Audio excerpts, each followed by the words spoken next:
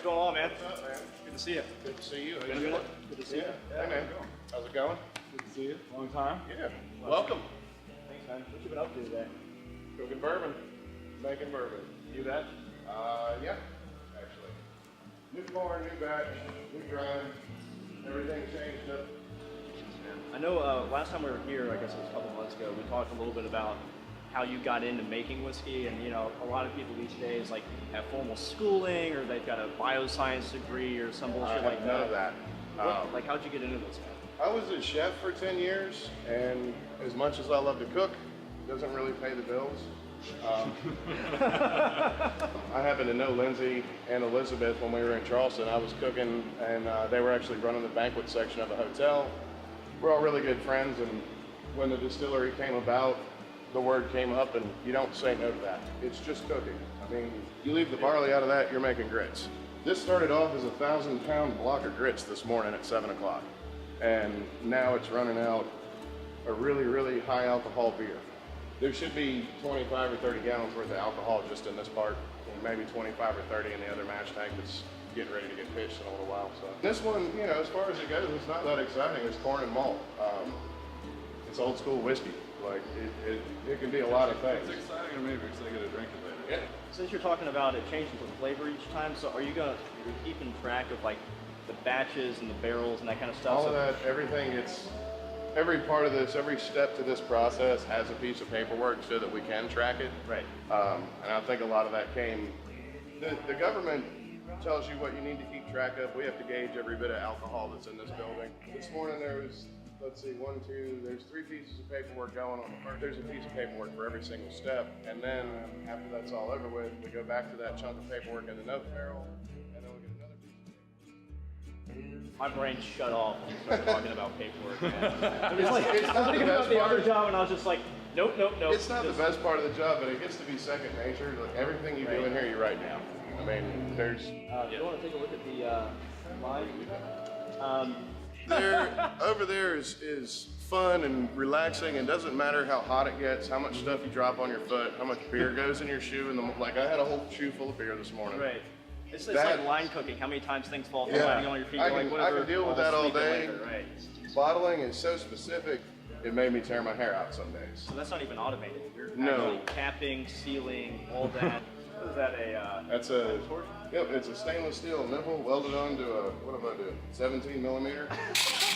It'll put them on, it'll torque them down, it'll tighten them, but it won't snap them. The guy that built this for me, it didn't used to be a milking machine. He took the idea of a milking machine and flipped it around backwards. Added a few nozzles in here and there, but it fills exact over and over and over and over again all day long. These are my 2 blend tanks over behind us, and more or less it's like a giant cocktail shaker.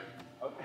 All right. Well, I like where you're going. As you do 1 part this and 2 parts that, I do a couple 1,000 pounds of one thing and a couple 1,000 pounds of another, but essentially I put it in here and stir it, whereas you would put it into a shaker and shake it. Yeah. Oh yeah, you make like 3 drinks at a time. I make like 300 drinks Yeah. at one time. Well, no big deal. 1,876 He's if I only one got it man. all out. Yeah, hashtag NBD, bro. Yeah. Yeah, that's right. You were talking about doing vodka a second ago. I know that y'all started making vodka first instead of, I know a lot of these companies when you're starting out making artisanal whiskeys and vodkas and local source ingredient stuff, a lot of people are starting with gin, some are starting with vodka, and then some even then are starting with just White Dog Shine. Why would you start with vodka as opposed to starting with a Shine?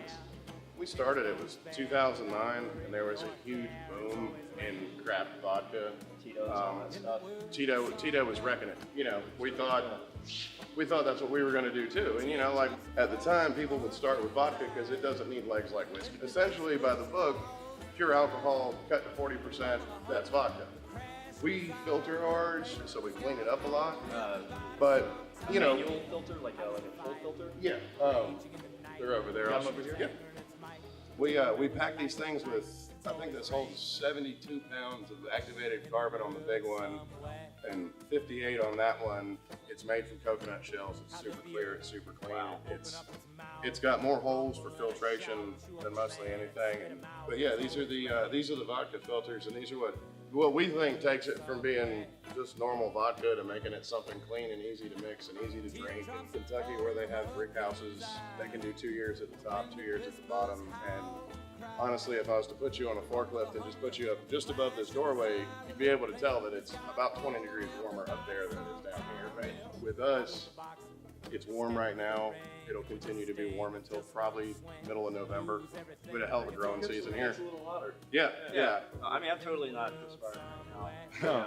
We came in, we just, I just came out of the shower. Yeah. Just now. exactly what it was. Now the barrels up here, actually when it starts to change, just as it starts to go from what little bit of spring or whatever we have here to really getting hot, they all start to push, and you can actually, when you walk out here, all you can smell is whiskey. Generally towards the end of November or whatnot, we'll start pulling and rotating all of this right here. That means everything's working. Those are that's the sugars inside the wood. You know, after you leave it in a barrel for 4 or 5 years and it moves, that's basically those sugars mixing with the alcohol. It gets hot and it's pushing out through any kind of crack that it can find. In 4 years, I'm going to come back and try that one and see how much I like it. It should be good. With that much going on in it, generally those are, to me, they're a little bit more flavorful. So y'all being affected by the shortage of American oak right now? Financially. They're coming back. They've got a lot more tree sources.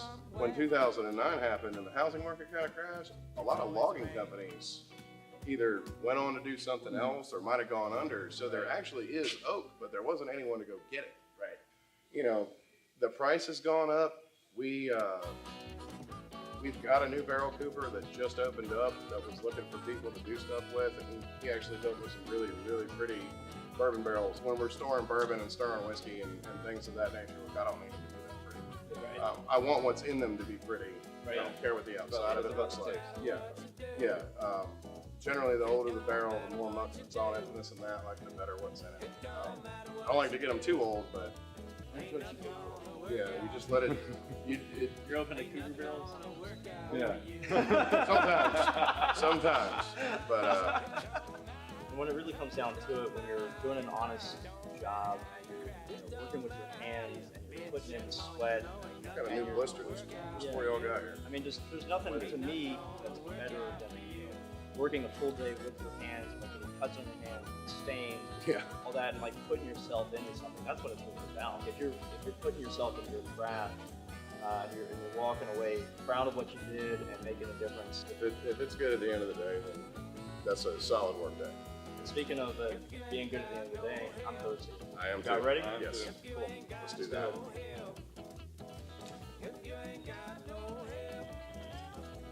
Kind of a half-master. Yeah. It's good when you can take it right out of the barrel and try it. I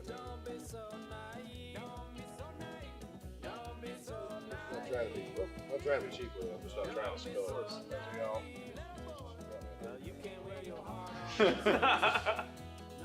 118-ish. Cheers. Good ride.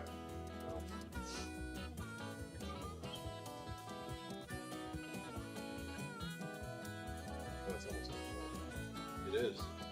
wow. Not bad for coming right out of the way. No. It's a bummer that you even have to put water in it.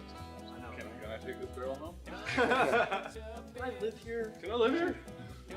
I mean, this is my second visit here. You might as well consider it at home, right? That's what's going on. We're working on approval for a barrel proof whiskey to come out. At this proof, if you're someone who likes it on ice or wants it Right. this way or that way, or someone who can make cool drinks, like something with some punch to it that you can mix and doesn't bury your alcohol, you can make a cool drink with. You know. The French wood accent on that, it's just lingering on the back of my tongue. Yeah. Like I can still have it on my palate, and it's just like coming back across all the heat. And Yeah. yeah, like we're talking about the cask strength, it leaves more residual flavor in your mouth. Yeah. As opposed to something that's a lot lower proof. That's it's one and done. It's there for a second, but it's done. This guy It's hangs out. Yeah, it's just sitting there on the back of my palate. It's perfect. That's exactly what you want. It's like butter melting in your mouth. Yeah. Like I said, I got the best job in the state. There is to it. I mean, there's a lot of people that get to do fun stuff throughout the day, but they don't get to do this. They do not. Let's see what you got. Yeah. Yeah, I think this would Go be. mix some stuff into it. Yeah, I'm thinking barrel proof with bottle proof and playing on that French wood accent thing. It's your I think world, gonna be man. good. I'm just here to I guess drink let's see what you can do. Yeah, dope. Let's do it. Cool.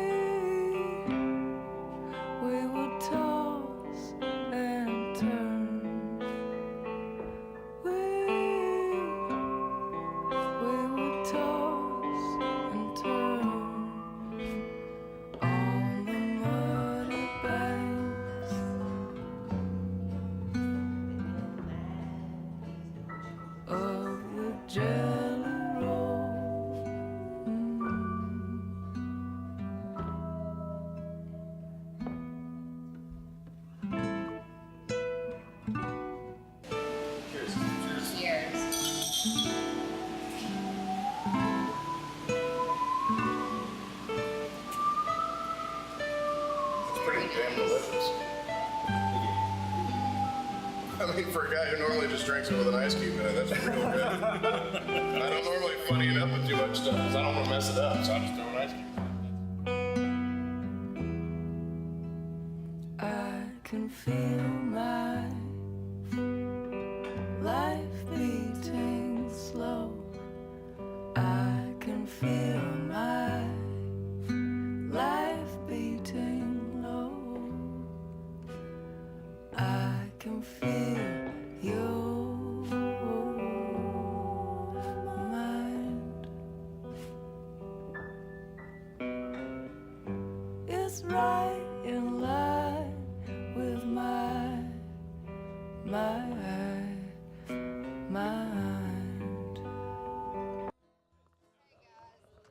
remember Josh and Ryan? I know, wait a minute. This is Alex. I'm Alex. Alex. I had met you before. Allison, it's good to see I you have again, met man. you. Sir. It's Josh, right? sir. Ryan? Yes, I got that right? This This is is Grant. Grant. Hey, Grant. Nice to meet you. And I've been around a lot of camera This is people Nate. recently. Nate. Nate? Nate, yeah. Now let me tell you what y'all And can this do. is my mom, Kathy. What is that? Hey, I'm older and forgetful, so use the names best you can for a while. Yeah. And I'll just say I'm out, and I'm out, and I'm out. And pretty soon I'll get your name.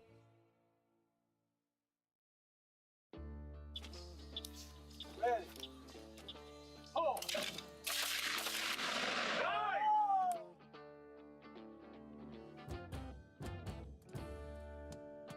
He had the DT straights. He had the Jake leg walk.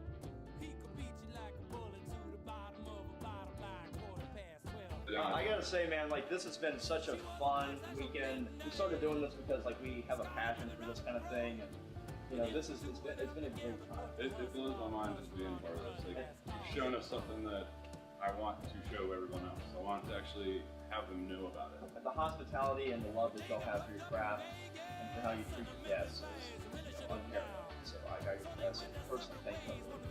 Josh and I came out for that your 6th annual birthday party, and you know everybody was very friendly and welcoming, and we just hit it off with everyone immediately, and everyone was very true to who they are and didn't try to hide anything, just being themselves and welcomed us in like we were already a part of the group. And it was just I mean, it feels like part of the family.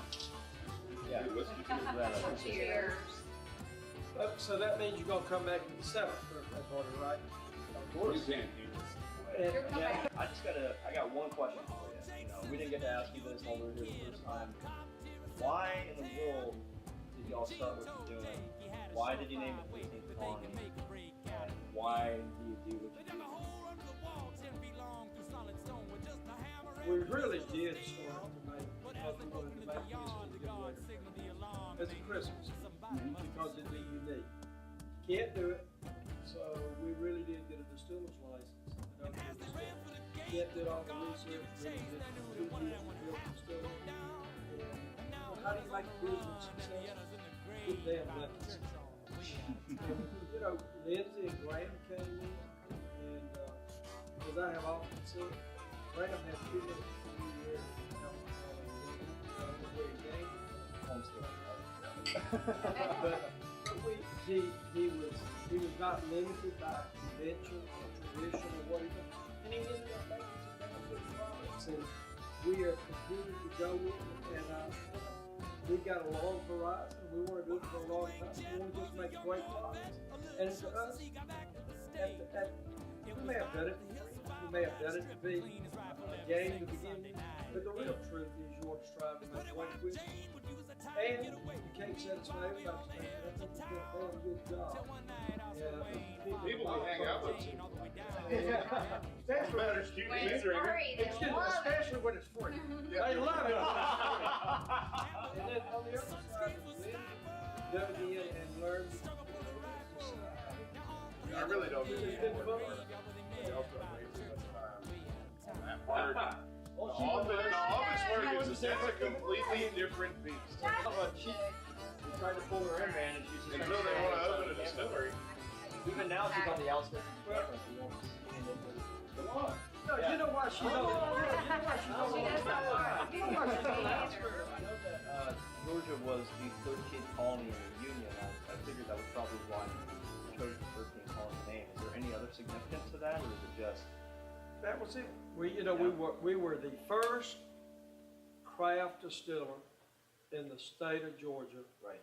And one of the reasons we were is because they had sold Georgia Moon, and they were making it in Bardstown, Kentucky, and it's damn kind of bad Yeah. to be making a Georgia it's whiskey. not good. Yeah. It's horrible, but they were making it and calling it Georgia whiskey in Bardstown, and so we just decided to do it. And since we were original, Right. and Georgia was one of the 13 original colonies, Yes, like, sir. not like latecomers. Yes, sir. That's why we named it 13 colonies. So, but it was just, and what is surprising is sometimes you have to explain why we named it 13 colonies. And what I really like about what y'all do, not only are y'all doing the first Georgia distillery, but to be the first Georgia craft distillery using Georgia corn, Georgia product as your first batch, like that speaks volumes. Like seeing product come just straight from the state and making something the first time around that good, I mean, that's just impressive. I will say this, our goal right now is to sell as much whiskey as that field of corn will make. We'll be okay then. How much corn out of that field is it going to take to make a bottle of whiskey? You get 2 gallons of alcohol out of a bushel of corn. There's 1.29 gallons of alcohol in a case of our rye whiskey. So generally, like 2 bushels of corn kind of covers a case. You add in heads and tails and hearts and cutting and shuffling and all that sort of stuff. You get generally right around there. So and there's what 180 to 200 bushels per acre in Georgia. So there's a fair amount of those sitting out there to make the whiskey. That's Wow. 420 cases. See, those mathematicians just going at it right now. But I'm lost. Numbers. let's face it, there are going to be a lot of people that come out with stories, and everybody's going back, and even some of the younger distilleries are coming. The story doesn't matter. If you have the greatest story in the world and you're making bad whiskey and people don't enjoy it, it really doesn't count. Yeah. And what we want to get away from is, yes, we do have some corn close by. Yes, we are hands-on. But at the end of the day, it really matters more if he makes a great whiskey that tastes good. He can't make a perfect whiskey because people's tastes are different. Right. But I think Graham, he being Graham, makes a darn good whiskey. And it's about making taste that people enjoy and can afford, Right. not just telling them a story and selling them a bottle. You sell a bottle on a story and it doesn't live up to the story, You only sell so it I only once. sell one bottle. Yeah. If you say, I made this whiskey because I like whiskey, it's Georgia corn product, here's what you think, take a full, yes, 2 bottles, and they'll keep coming back and buying it. I'll tell you what, when he pulled some that rye straight out of the barrel the other day, that is one of the best whiskeys I've ever tasted. And I want it in bottle. I'm a whiskey collector and connoisseur. I'm one of those folks. I just love whiskey. I grew up drinking whiskey. I've been drinking White Lightning since I was 8 years old. My uncle used to make it in a hill. So, We have some laying around. But please say this, you were drinking it for medicinal purposes only, you had bad colds, I did. congestion and so forth. I understand I was that. feeling a little bit under the weather. Yeah. I was a very sickly child. He woke up with a cough. Most of my family's from Tennessee or Georgia, so we just kind of believe that if you're old enough to carry a bag of corn, you're old enough to drink. Yeah. Remember this, I'm not saying break the law. There were a lot of people that fed their families by converting corn to Yes, sir. alcohol in that part of Georgia, Tennessee, and North Alabama. Yes, sir. In fact, when whiskey was first created in Scotland, when it was still called Iska, Iskabeck became whiskey, but they started making it for medicinal purposes for the royal families, right? And it was the farmhand and the servants that were making it, and they weren't allowed to taste it. Yeah, of course, one day somebody working on it was like, I'm going to taste this. I'm going to put this much work into it. I'm not going to make anything. This is my life. I'm going to taste it. They tried to be like, this is really good. And they quit working for the royal families and they went to their actual farms and cut off from the families and started making their own whiskey in their farm sheds. Places like Cragganmore, places like that are named Cragganmore because they built a still into the mountains. The royal family could find it. Moonshine. You gotta Yeah, buy it. moonshine's moonshine, but whiskey started with the principle of moonshine. People trying to make a Yet still living. nobody wanted to give it to their Right. People wanted to make a still living hasn't changed. on making things with their hands with their own crops. And that's what this is, and that's what that was. And I think it's the real spirit behind this. I love it says we can make a good whiskey, but something that adds to it significantly is a phenomenal bartender or mixologist that knows what to do with it when they get it in the habit. And that a lot of people will try it neat and talk about it, but a good whiskey doesn't have to be overpowering, but if it's put in the right things like maybe a mint julep or a Sazerac or just over ice with a good bartender, it's amazing what they can do with the magic. Let me make one right I now. can prove that right now. I'll make you one right now if you don't mind. You feel free. I mean, Let's do it.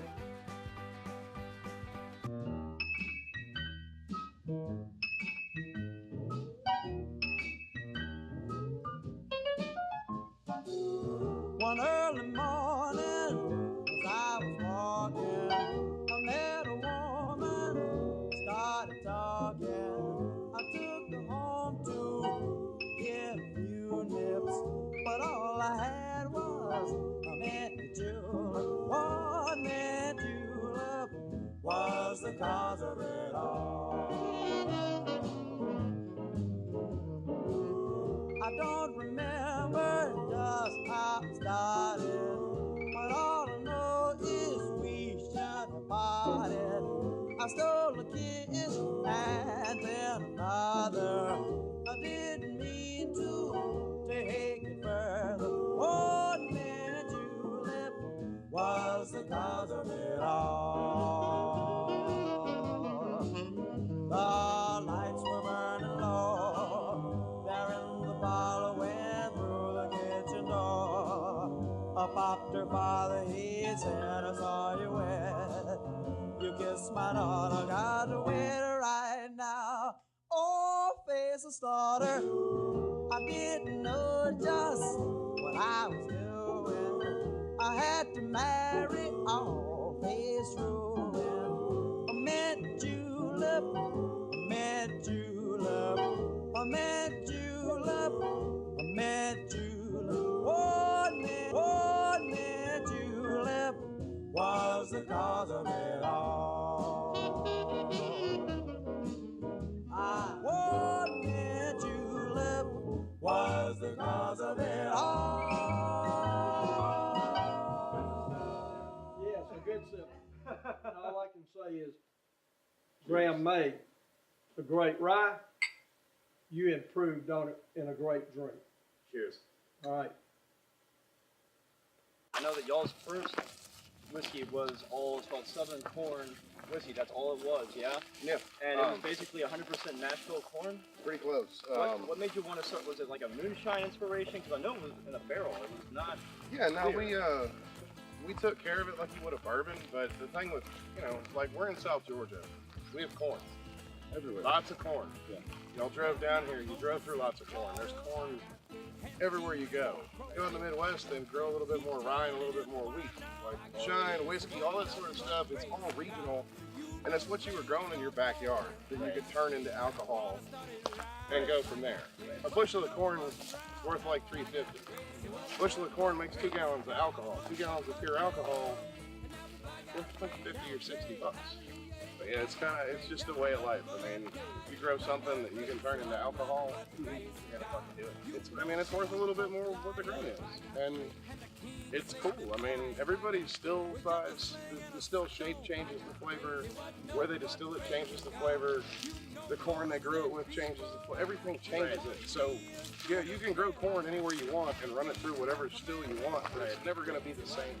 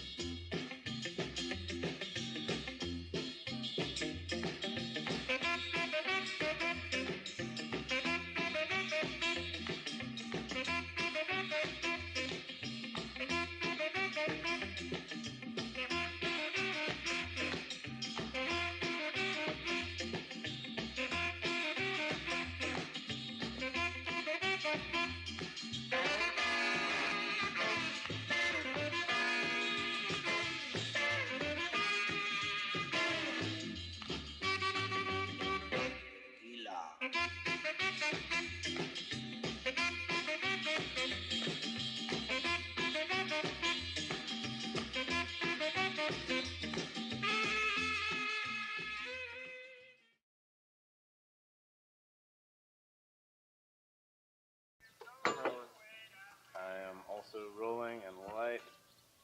And good to go. Hold on. Just stay here and Rain. Ready? Ready when you are.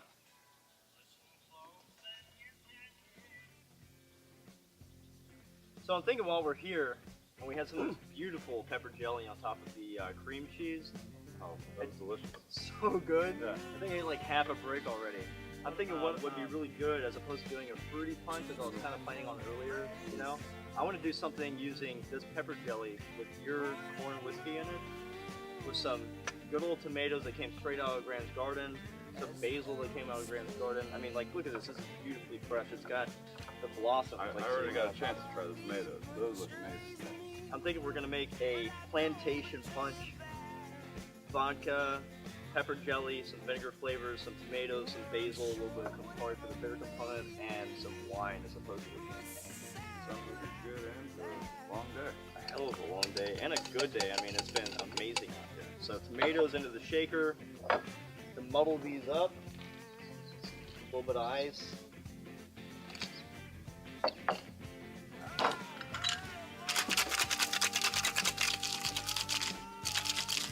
So, got those muddled. What I'm gonna do is add the pepper jelly to the base of the punch bowl.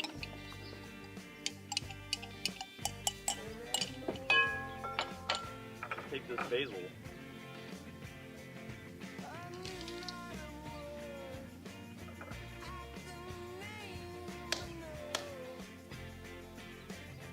Oh, good. Yeah, just trying to break the ribs and kind of get the oil right into the jelly. Alton, do you happen to know how she was inspired to make this jelly with y'all's whiskey? I think her husband enjoyed the product and suggested that she put it in a pepper jelly, and Laura Joe did it, and it's been quite successful for her. It is some delicious stuff, I gotta say. Now, the good thing about it, it has no calories. Probably healthy. We'll just say it's healthy. Yeah, it's healthy. I always tell myself that when I enjoy something. It's healthy. All right. We can get a drink. Yes, sir. A little bit of Campari. What does that do? This is a Amaro. It's a bitter spirit, usually used in things like Negronis with vermouth and gin. It's a great summer drink, and it really takes the edge off. It's something that's really sweet, like a gin can be, especially vermouth. Usually 1, 1, and 1. It's a bitter spirit that kind of brightens up what you're already using, and especially since we're using these bright sunburst tomatoes and cherry tomatoes and Italian cinnamon basil. I figured it'd be a really good component, especially since Campari is usually made in a summer martini with Negroni. Speaking of summer things, I've got a Lewis bag here filled with ice. I'm gonna crush that. Get a little anger.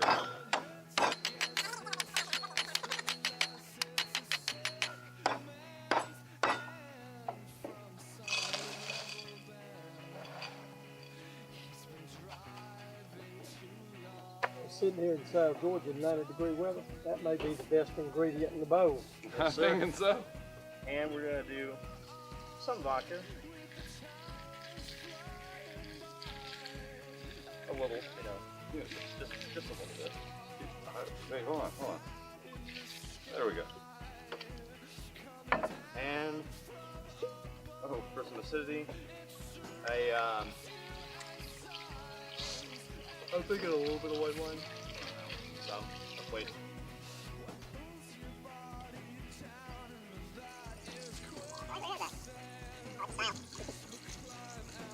You know exactly what that measure is? I'd say bubble. Hey, wait, hold on. Oh. Nice drop. All right. Give it a little bit of convenience here.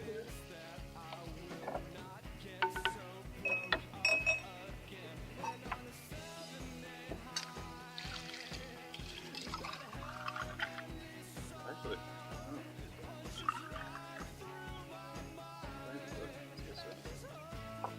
don't forget yourself. We need a good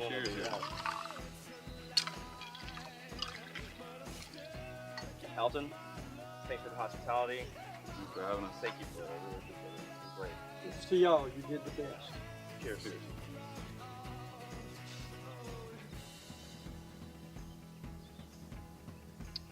Could I ask you to get my wife and send her over here? She might You might dig that. That is not bad. That does not suck. not bad at all. Nora, great. So exciting. Well, come on in here. We just want you to do something. We're not even going to tell you what all's in it. Just try this punch. And I know that you're on 21 days, but I have to start over tomorrow. Don't worry, it's perfectly fine. Guilty by association. Sorry about that. That's okay. Cheers. Cheers. just taste it and see what you think. Exactly. It's getting a little hot out here. That's really good. I gotta say, like, this has been a lot of fun, and I gotta say, pardon me, but it's damn hot out here. Well, there's numerous ways to cool off, right? And I skipped down. You want Last time I offered Cheers. this Get it.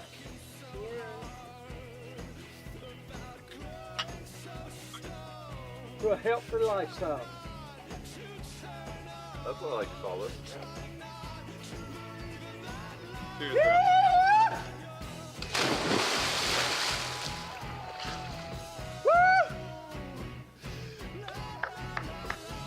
That's good. Thank you.